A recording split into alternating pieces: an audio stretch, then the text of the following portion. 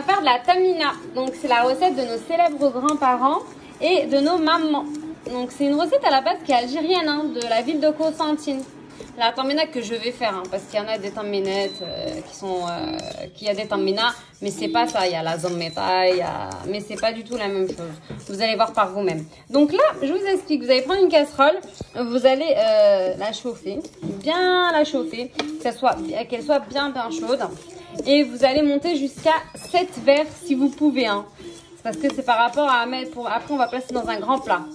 7 verres à thé de semoule moyenne. J'insiste semoule moyenne parce que je l'ai essayé avec la semoule fine et franchement, au niveau du goût, c'est pas du tout la même chose. Donc, moi, je suis ma maman. Hein. Ma maman, elle l'a fait avec la semoule moyenne. Donc, il faut faire avec la semoule moyenne. On peut monter jusqu'à 7 verres à thé pour avoir un grand plat. Sinon, vous pouvez faire à 4 verres à thé, 5 verres à thé, pour qu'elle soit bien épaisse et tout. Monter jusqu'à 7 verres à thé. Donc là, dans un premier temps, vu que ma casserole, elle n'est pas si grande que ça, j'ai mis pour l'instant 4 verres à thé.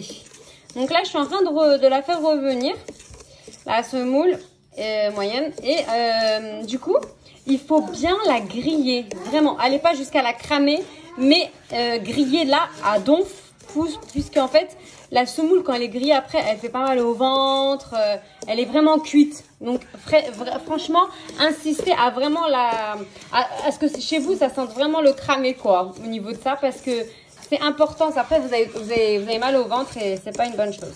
Donc là, vous faites cuire votre semoule. Ensuite, dès qu'on a fini de cette étape, on va rajouter une plaque de 250 grammes de beurre ou margarine, hein, vous pouvez. Hein.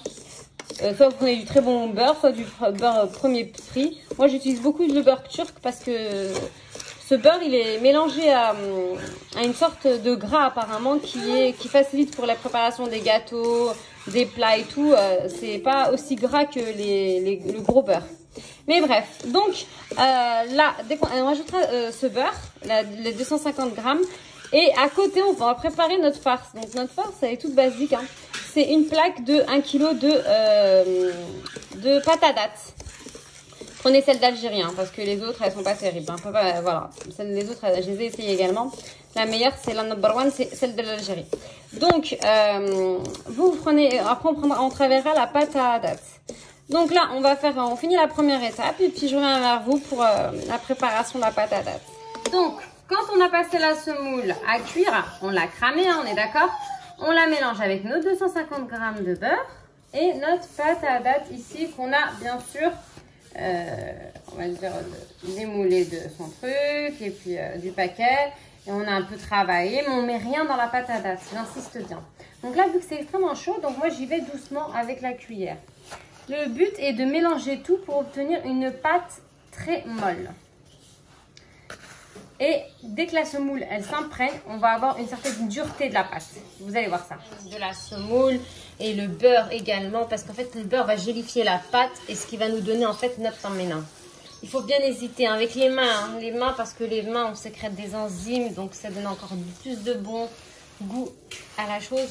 Donc avec les mains, on n'hésite pas. Donc ça va prendre à peu près 20 minutes de pétrissage comme ça là, pour après faire une sorte de galette et la découper en forme de losange ou de carré, comme vous voulez, mais en losange, moi je trouve que c'est juste magnifique. Travailler sur mon plan de travail, voilà, donc on fait une forme circulaire, hein, c'est mieux pour pouvoir avoir nos losanges. Donc voilà, on travaille bien la pâte, on aplatit bien, comme vous pouvez le voir.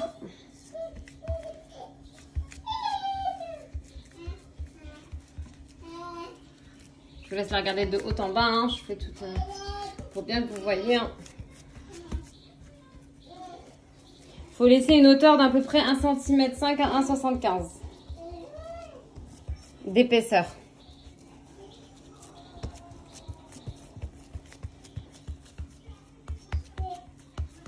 Voilà, après on va laisser juste reposer un quart d'heure et puis on revient vers notre pâte.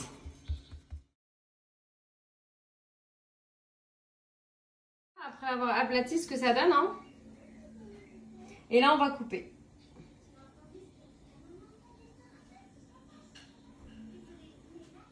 Et voilà notre tamina. Comme vous pouvez le constater, on met bien au frais, on rafraîchit tout et après on sert. Franchement, c'est super bon. Allez, au plaisir.